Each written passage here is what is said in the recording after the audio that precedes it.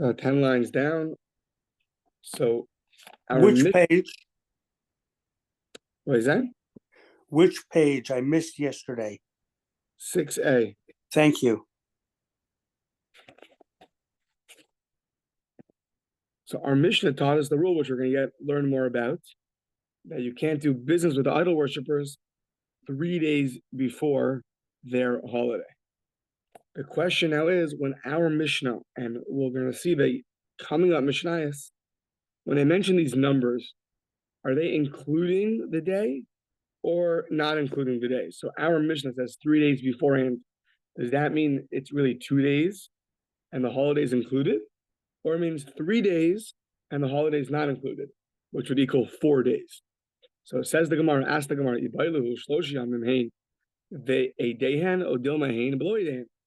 does 3 days mean 3 days and their holidays included, or 3 days not including their holidays?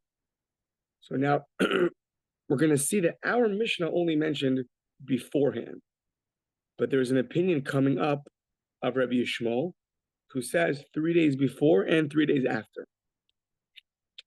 So let's see in general how the Mishnah is referred to these days and see if we can prove what our Mishnah holds. So Tashma Rabbi Yishmael Omer Shloshi B'Pneim V'Shlosha L'Acharan Aser. 3 days beforehand and 3 days afterwards is prohibited to do business with them. If you're going to tell me Hein Ve'edehen, if when it says 3 in the Mishnah, it means 2 days and the third is a holiday, so it's 3 days including the holiday. So what does Rabbi Yishmael mean? 3 days before and 3 days after? He's counting the holiday twice. Yom Edein, Isak Hein Ve'edein, Rabbi Yishmael, Yomi Chashul Meikara, the Chashul Basov. If 3 days means really 2 days and the third day is a holiday, so when Rabbi Yishmael says 3 days before and 3 days after, that really means 2 days before and 2 days after. He's counting the holiday twice. So it sounds like when it says 3 days, it means 3 days not including the holiday. I did the Tana Shlosha Livneim. Says that no, you can't bring a proof from there, because really 3 days means including the holiday. And just since it taught it in the beginning, I did Tana Shlosha Livneim. It's just to keep the parallel of the Mishnah. So it taught 3 days before and it says 3 days after, but the 3 days after which is parallel to the beginning. So you can't bring a conclusive proof from there. Now, Tashma the Amar of Tachlifa bar Avdimi Amar Shmuel. So Rav Tachlifa, the son of Avdimi, says in the name of Shmuel that according to Rabbi Shmuel, Yom Echad L'divrei Rabbi Shmuel Liolam Aser, that basically Sunday is always going to be it's a day of their holiday, Sunday, and therefore it's always going to be prohibited to do business with them.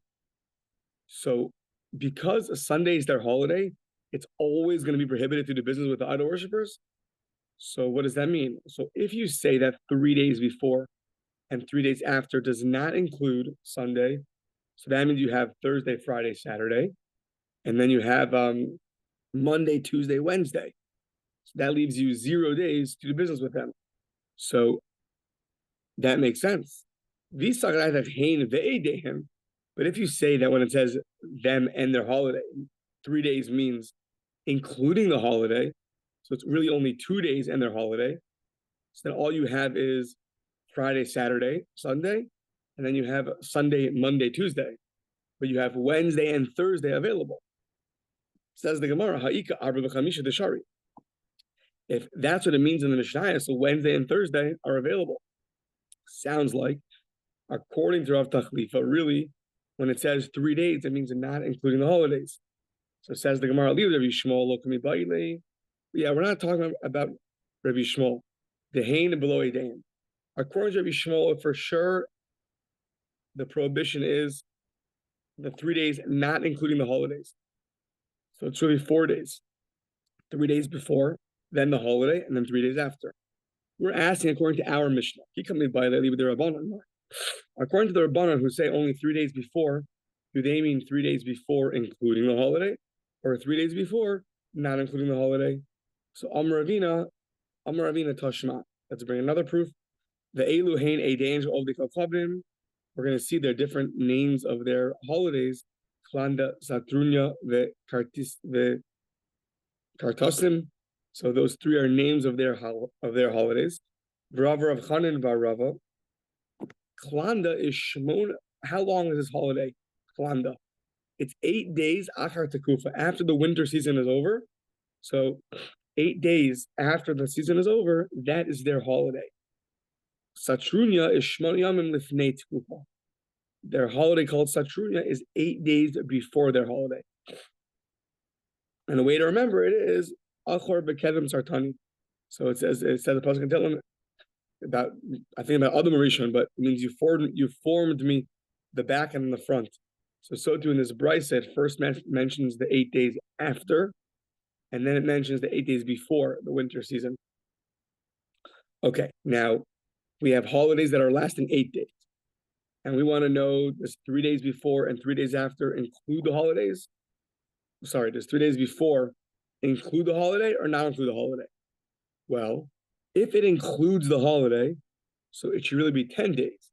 It should be the 2 days before and then the 8-day holiday. It should be 10 because you have the 2 days before the holiday, then the holiday itself is included, and this holiday is 8 days long. The fact that it doesn't say that sounds like when it says you can't do business with them 3 days before their holiday, it means 3 days before their holiday, and then that's not including their holiday. That would make more sense.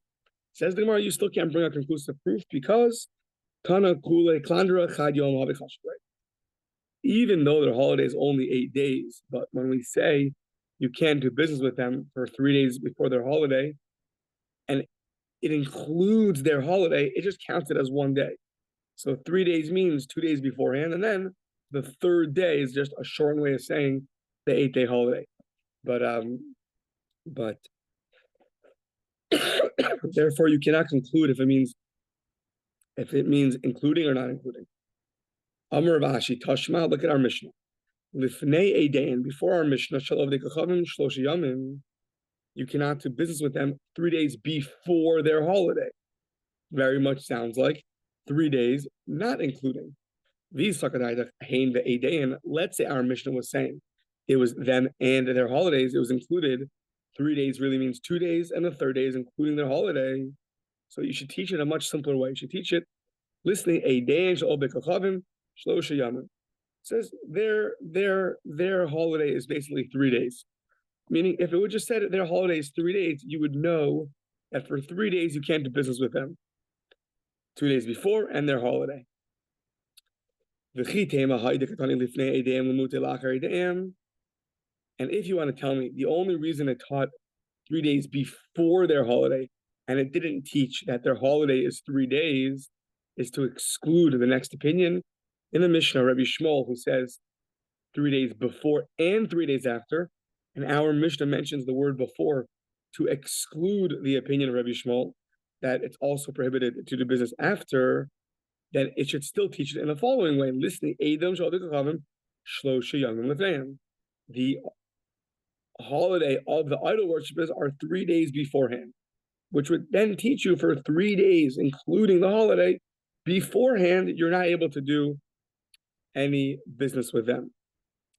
The fact that it said it in a very simple way, it just said 3 days before their holidays, you can't do business with them, and it didn't teach it in any other way, teaches you Ela Shmamina, Hain below a day and Shmamina.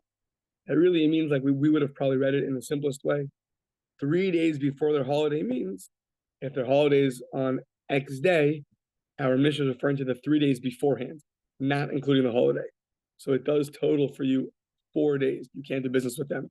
3 days beforehand, and then the fourth day, which is their holiday.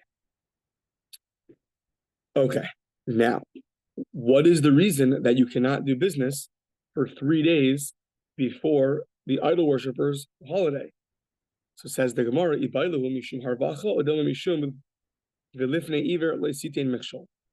so the way Rashi explains harvacha literally means to gain.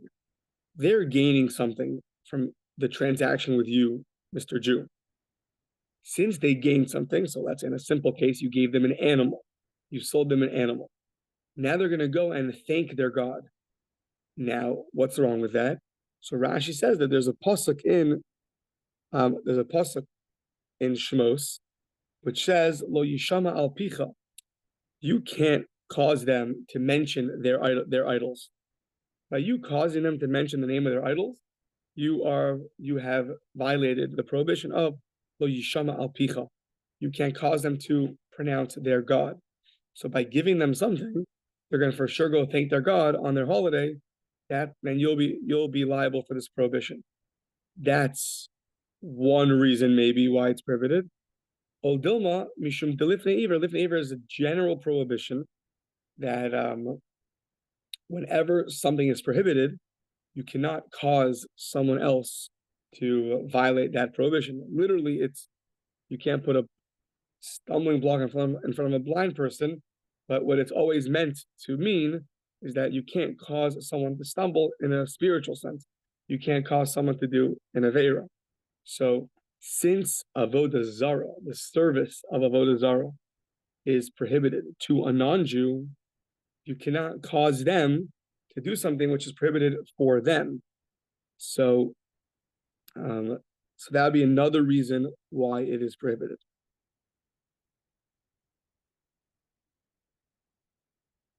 Yeah. So one of these two reasons, that's our question. Which one is it? Which one is it? Now, let's see. So says the Gemara, they sound so similar. You're causing the non-Jew to do something wrong. So what is the difference between these two reasons? Is there any practical difference between causing him to utter the name of the Avodah Zora or violating Lifnei Iver? Okay. L'mayin nafkamina. So I guess you could have answered, there's a big nafkamina when you want to warn another Jew to not violate this prohibition. Which prohibition do you warn him about? Do you warn him about Lo Yishama al Picha, or do you warn him about Lifnei Iver? One second, sorry.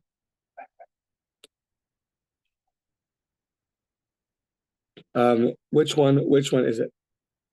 So says the Gemara, what's the practical difference? L'may nafkamino, the islay behemo ledidei. If he already has his own animal, so I amres mishum harvacha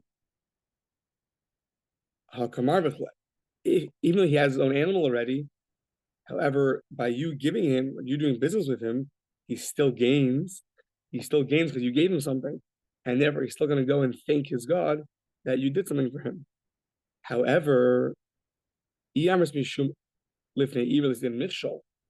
if you're giving him something, right? You're giving him an animal to now go serve to his idols, that's prohibited. But if he already has his own animal, he doesn't need you.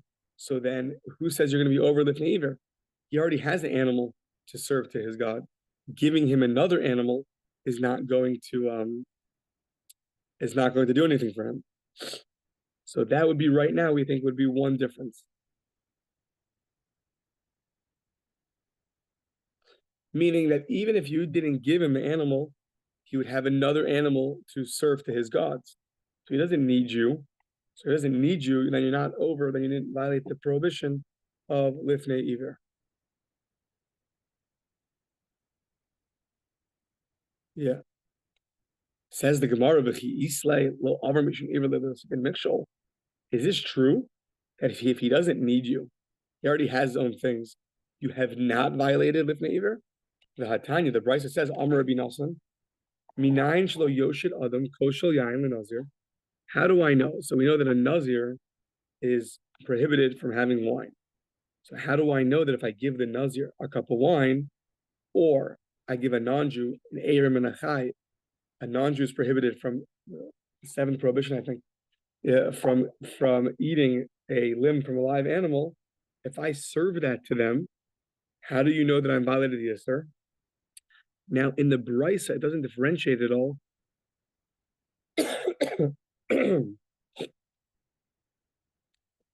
if he has or he doesn't have one. It just says, how do I know that I cannot give him any wine? It doesn't say if he has or he doesn't have. It sounds like even if he has a whole vat of wine, by giving him more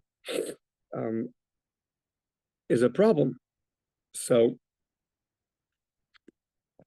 says the Gemara,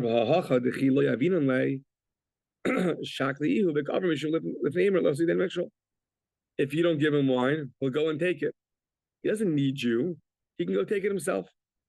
And you'll still violate the prohibition of lifnei iver. So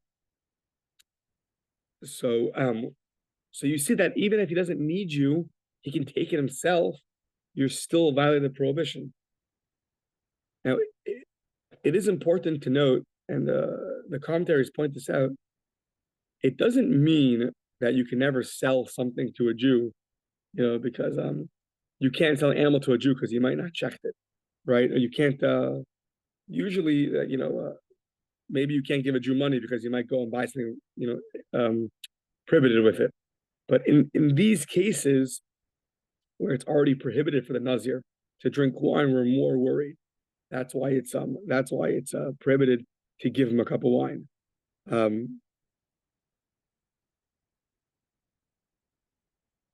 Tosa says if a Jew says, pass me that pig, or pass him the nevela or anything else, we're not worried that he's going to go and eat it. He needs it for some other purpose. That's not called lifnei iver. If you know he wants to eat it and he's starving, and his favorite food before he became religious was pork, then you can't give it to him. So you always have to know in each case when it's going to apply, when it's not going to apply. So, okay. So says the Gemara, no, really, the Bryce is talking about a case, Hakamai Skinan, the Koi betray Ivri Dinar. It literally means he's standing on the other side of the river, which means he cannot get the cup of wine. He can't get it, and you are helping him. So therefore, you're only violated the prohibition of lifnei iver if he cannot get it, and you're giving it to him. But if he can reach it anyways, and you're just making it easier for him, then that's not called assisting the non-Jew doing a prohibition, because he can do it without you. That's not called, putting a stumbling block in front of a blind person. So really, really, it would be a difference. If the non-Jew already has his own animal, if he has his own animal already, then you're not helping him at all.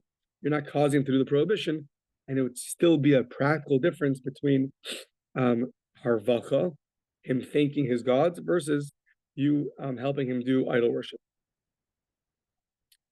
Says the Gemara, the Bryce is also, the wording sounds like this, that is talking about a case where he's on the other side of the river, meaning that he can't get the wine himself.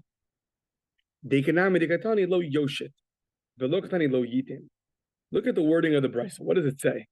It doesn't say you shouldn't give him a cup of wine, the Nazir. It doesn't say you shouldn't give a Nazir a cup of wine. It says you shouldn't pass it to him. Pass it to him, meaning he can't get it himself. He needs you to give it to him. But if it would mean any case, you just can't give him at all, it should say the word lo yitain and not lo yoshu. Shma mina. So we conclude that lifnei iver is only when the guy can't get it himself. That's conclusive, seems like. However, what's inconclusive is, what is the reasoning of our Mishnah? Is it because he's going to gain and then thank his God? Or is it because you're helping him serve his God? That remains inconclusive.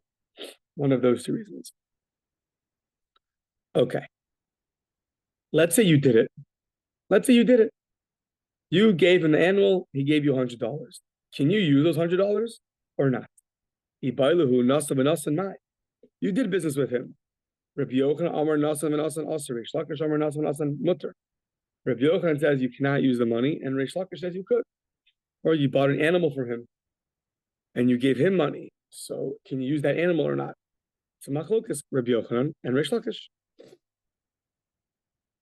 So now, Eisvei Rabbi Yochanan and Reish Lakish. Rabbi Yochanan, who says that it's prohibited, is going to ask a difficulty on Reish Lakish, who said it's permitted.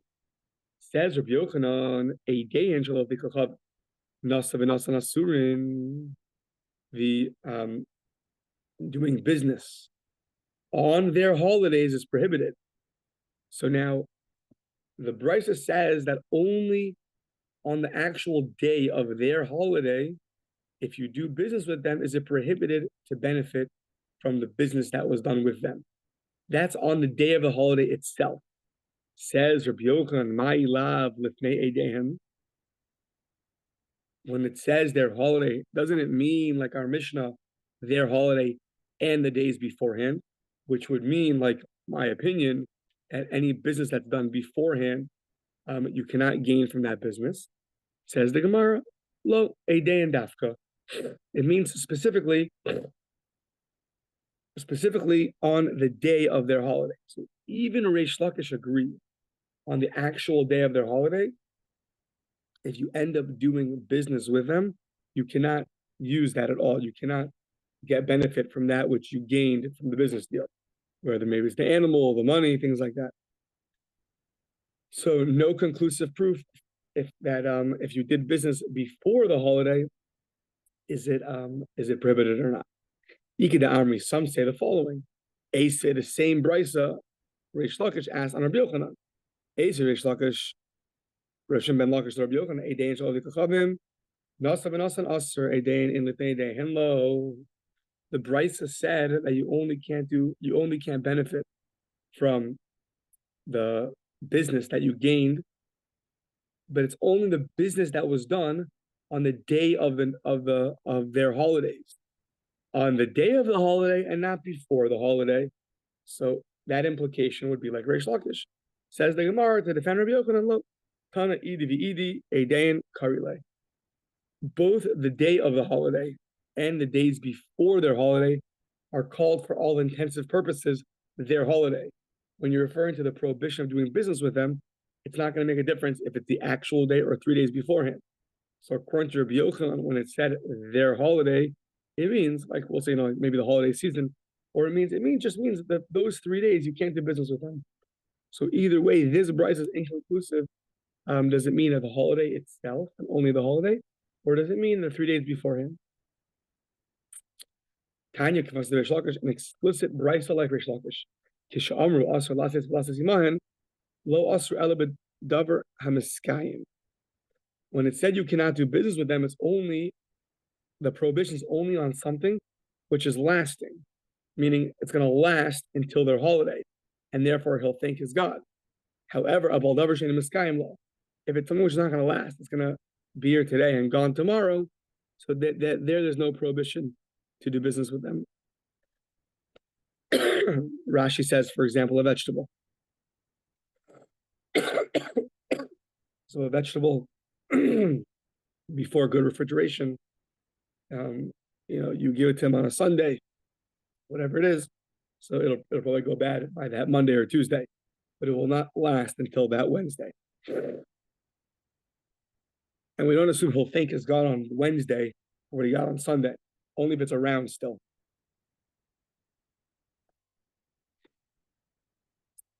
Okay. Vafilu b'davra miskayim nasa v'nasan mutter. And even something which is lasting, if you did business with them, then it's allowed.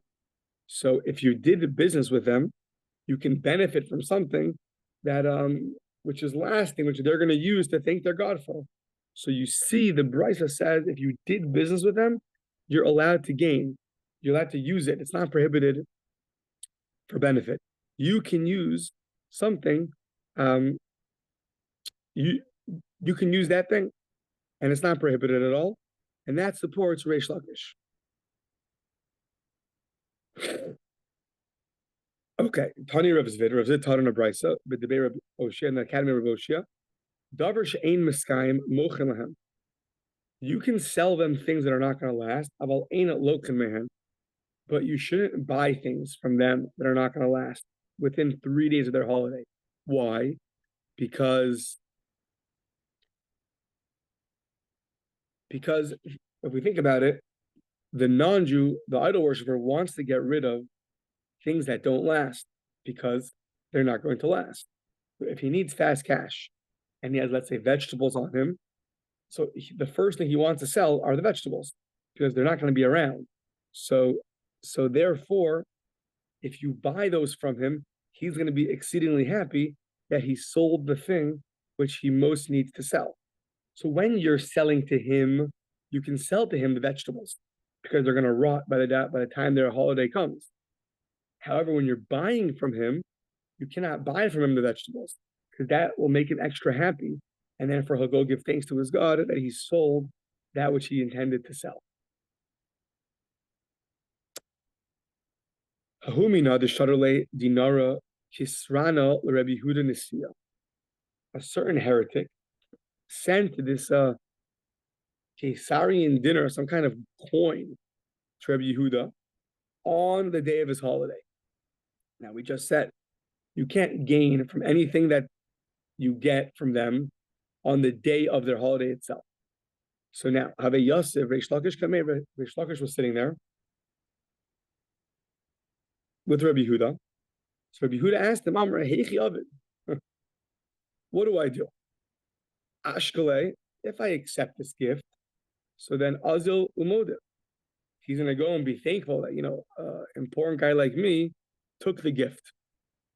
It'll make him happy that Rashi says that that a Jew accepted the gift from him. So to accept it might be a problem. On the other hand, Lo Ashkale Havile Eva. If I don't take it from them, and you see from then it's going to cause animosity, which is one of the reasons where it could be they would permit doing business with a idol worshiper before his holiday, because of animosity. So right, the question comes on practically, the Tosfos asks on the first Amud already. We know, let's say nowadays, we know that we haven't heard of a prohibition that you can't do business on December 22nd, 3rd, and 4th, right? We never heard such a thing. So why not? December 25th is a holiday. It's founded on idol worship. So they give different answers how it's permitted to do business nowadays. So, but this is one of the things that comes up. If it's going to cause animosity, so it could be that's a reason to permit, as you see from our Gemara. To not accept it will cause animosity. So Amar Reish Lakish go like this: Tol v'zarka salabor b'fana. Why don't you take it and put it in the garbage? So you accepted it, and then you're going to put it in the garbage. So he says back to him, that's not such a good idea, because if he sees me accept this thing and put it in the garbage, that's going to cause a lot of animosity. Amar kol shekain davile eva. That's going to be a lot of animosity. So he says, do it kila'achiyadu de kamina. Do it in some kind of way that he's not going to notice. He's not going to notice that you are that you on purpose threw it away. So do some kind of I don't know, acrobatic kind of your elbow hit it by accident and ended up falling down into a pit. Find some way to basically discard of it in a unassuming way. Rashi says that the person shouldn't realize that you threw away on purpose. So then you'll solve all the problems, because once the heretic sees that the coin is gone, he won't go thank his God on his holidays. And on the other hand, but you've accepted it, so it's not going to cause animosity.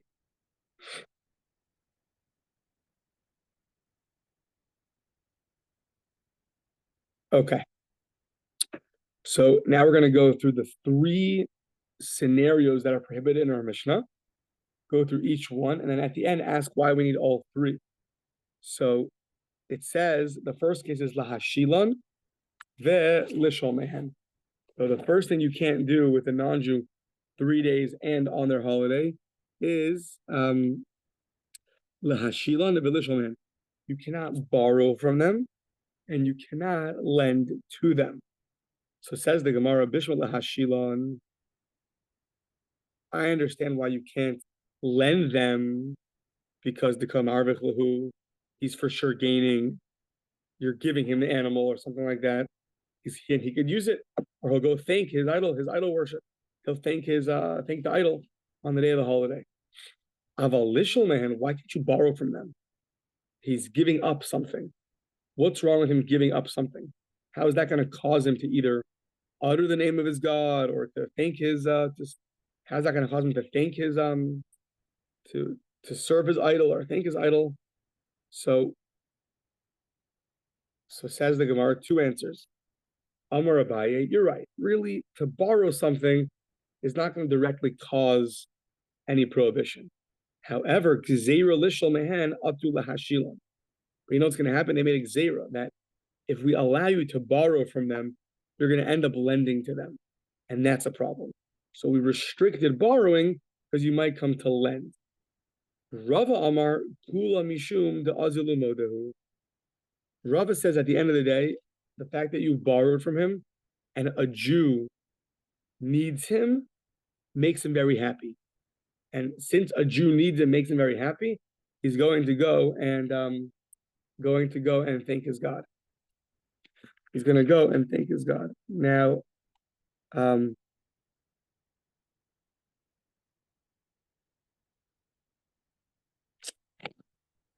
just wondering, I'm just thinking out loud now that we had an inconclusive question earlier. What's the prohibition of our mission? Is it that he might come to utter the name of his God on the day of his holiday? And uttering the name of God, his God, is prohibited for a Jew. A Jew can't cause a non-Jew to utter the name of their idol. That's one. Or you're going to give him the animal. You're going to give him the animal, and he might actually go and serve the idol with the animal. I'm just thinking that according to Rava, right, you're borrowing. And the reason why you can't borrow is because he's going to go thank his God. So it doesn't sound like Lifnei Iver so much. I mean, you're not helping him do anything. You're not giving him an animal to go serve his God. It would seem like, according to Rava, the real reason is he might come to utter the name of his idol. And that's the problem. Okay. The next case was after lending and borrowing. Sorry, was lehalvosan belilvos mehen. So now we're lending money and borrowing money. So same thing. Bishlam lehalvosan, to go and give them, to lend them money. Mishum become arvachluhu. He's going to be so thankful and utter the name of his God on the day of his holiday, and that's prohibited. Elalilvos mehen, to borrow from them. Why can't you borrow money from them? What's going to happen? It's not going to have them utter the name of their gods, because they're giving up their money. They're not gaining, they're giving up money. So same formula as before.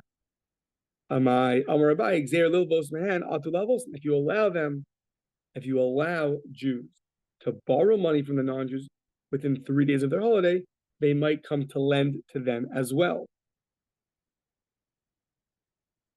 Rava Amar Kula Mishum the Azil Umodehu. Rava says the same thing. The fact that a Jew needs him makes him so happy, he's going to go and thank his God.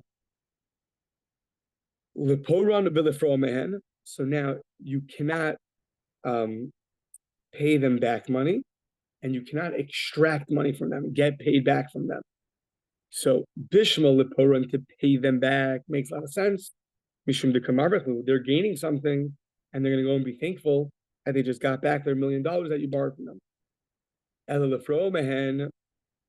But to extract money from them, that's not usually a happy thing. So that's really diminishing, meaning it's taking away their possessions. So Amar Abaye, Gzeira lefroa mehen atu liporan.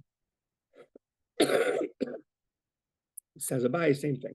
They made a Gzeira. If we allow you to extract money from them, to get paid back from them, you might come and pay them back, and that's going to be prohibited.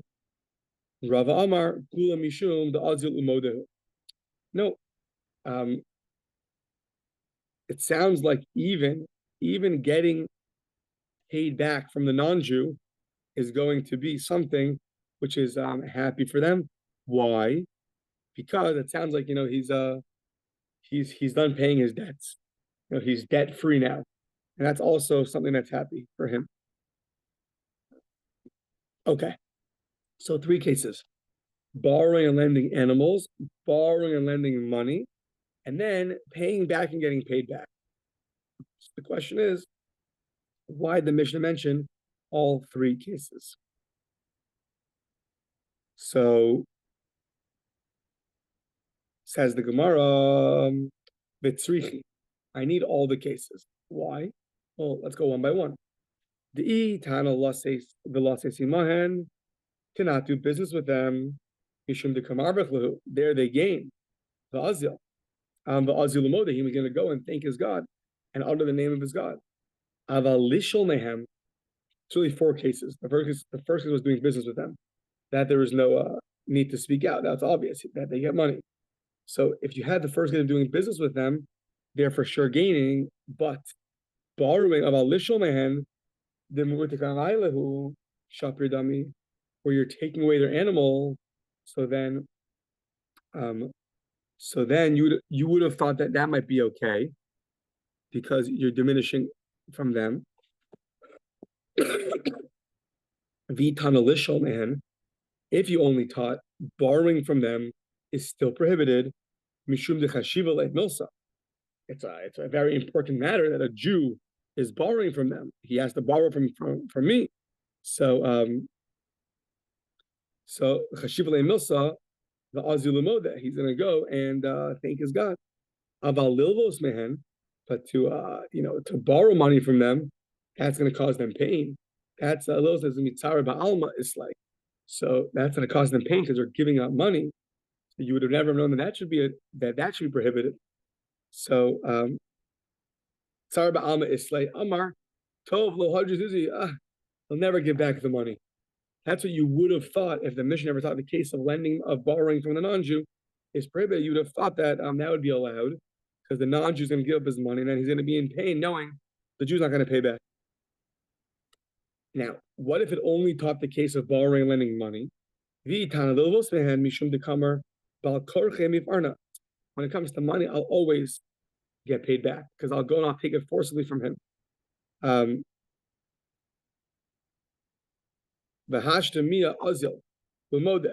now he'll be happy that a Jew had to borrow money from him, and he knows I'll just go and take the money back when I need to.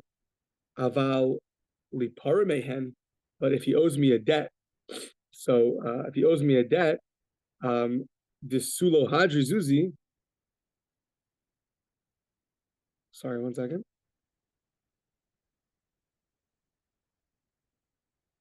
Sorry, vitana lilvos, that you can borrow from them. If it only had that case, that we said that it would be prohibited for you to borrow money from the non-Jew. That's because mishum dik amar bal korchem miparano, the hashta mia azil umoda. So you're borrowing from the non-Jew. You're borrowing from him. 1 second. Yeah, you're borrowing from them. He knows he'll get the money back from you, and he's happy that you had to borrow from that you needed him. Avali paramehen, to go and extract money from them, from the non-Jew, disulo hadri zuzi, that he'll never get the money back. When you're collecting your debt from the non-Jew, he'll never get his money back.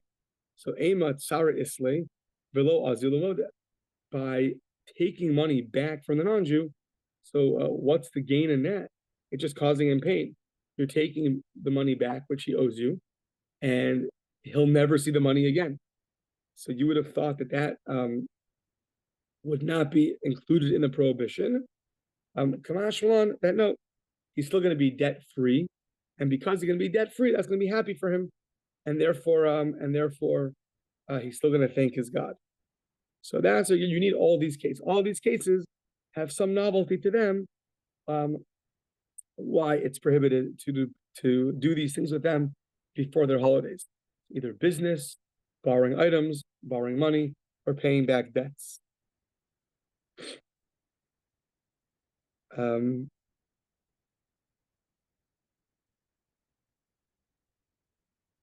Just 1 second. Yeah, the Gemara mentioned that when you borrow from them, you're diminishing, meaning you're taking away their money. The Gemara said right before the right in the middle there, it said if you borrow from them, it's like diminishing from them. So just Tosfos is of the opinion that we're only talking about borrowing, not on interest. However, to borrow on interest,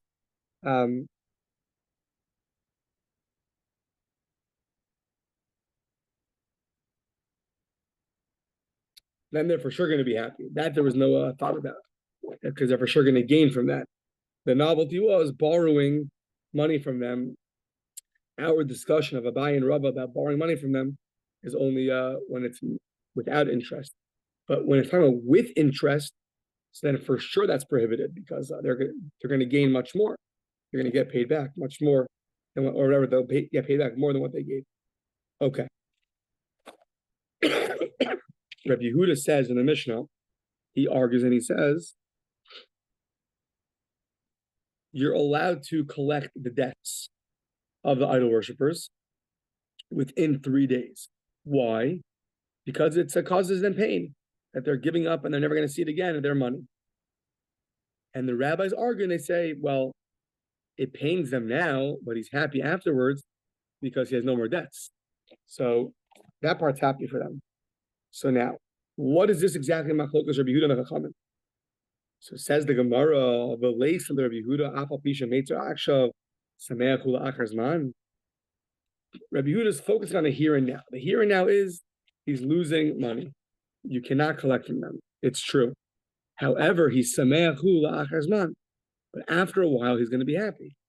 So the Gemara says maybe Rabbi Yehuda in general does not agree to this concept of focusing on the afterwards. Rabbi Yehuda Omer, so the last that Rabbi Yehuda Afal Pisha Meitzer Akshav Sameach Hu La'achar Zman. So now let's bring from a totally separate context. Tanya says that Rabbi Yehuda Omer Isha lo tased b'moed. When it comes to Chol Moed, she shouldn't. Tased is I think it's to pluck the hair. No, she puts the lime on her to remove the hair. No, it's a hair removal. Lo tased, she shouldn't anoint herself. She should put this lime on b'moed. Why? Mipnei shenivel hula, because it's going to cause her to feel because it's going to cause her pain, and it sounds like it's painful to do this, and therefore it's some kind of thing she put on her face.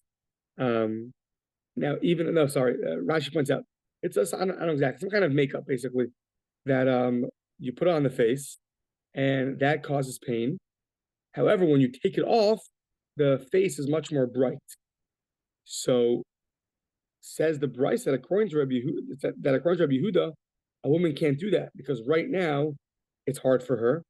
It's it's not pleasant. It's disgusting for her now to have this on her face, even though afterwards it'll be pretty for her. However, Rabbi Yehuda besid sheyechola lekaplo b'moed she tofalta b'moed afal pi shemetzir akshav asimcha hi la'achar zman. So Rabbi Yehuda does agree though that she can remove this on Chol. You can't put it on, but you could remove it on Chol HaMoed. Why? Even though it causes you pain right now, but since afterwards you're going to be happy about it because your face is more shiny, therefore it's prohibited. Even though you can't cause pain on Yom Tov, you can't be upset, you can't be sad, but since after the fact you're going to be happy because now your face is shining, that's going to be permitted. So we see Rabbi Yehuda does agree to this concept that even though right now you're upset, you'll be happy afterwards.